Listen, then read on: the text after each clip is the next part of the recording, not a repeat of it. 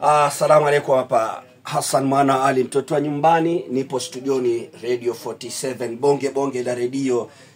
TikTok milioni, historia hiyo. Facebook milioni. Angalia pia ukurasa wangu wa Hassan Mwana Ali ambao una ile blue tick.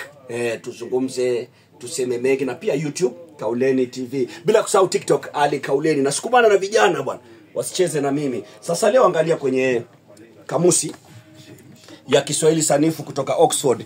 Leo tunajifunza neno silisili. Hivi ni vikuku vya chuma vilivyoshikanishwa kama mkufu.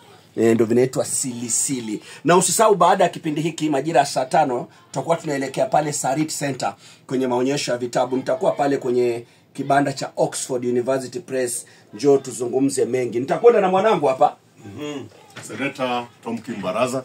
Na hii kamusi yenyewe hapa hivi kuna neno ambalo nilijifunza inaitwa bulibuli. Inamaanisha nzuri. Nzuri. Ama aali. Unajua ukisema kuna hulka, bulibuli.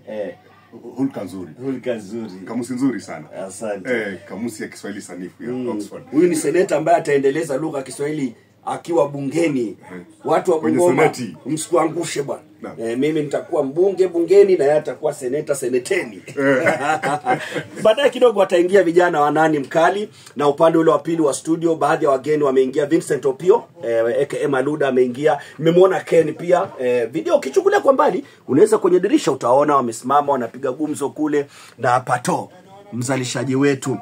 Msomaji wetu wa habari. Mwanzo tuanze na huyu Nani Mkali. Unaitwa nani? Jen Wangui. Chuo cha Rongo. Chuo cha Rongo. Na atakuwa Nani Mkali leo na Beatrice Maganga. Beatrice Maganga ni chuo cha Radio 47. Maganga, unaambiaje wasikilizaji na mashabiki wako leo ukiwa chumba cha habari? Nitasema tu wasikilize habari zetu every top of the hour. Saa ngapi? Saa 2 na dakika 2 na robo hivi. Nitarejea saa 3 hivi. Wasikilize hadi saa 7. Hii style ya kusuka nywele aitwaje?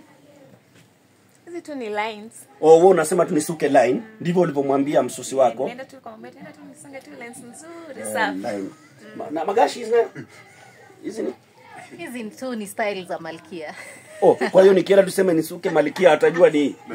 Magashi wewe ulisemaje ulipoenda? Ulisema nisuke. Acha zako bana. Maganga nisaidie Maganga. Maganga nisaidie Maganga. Haya sawa.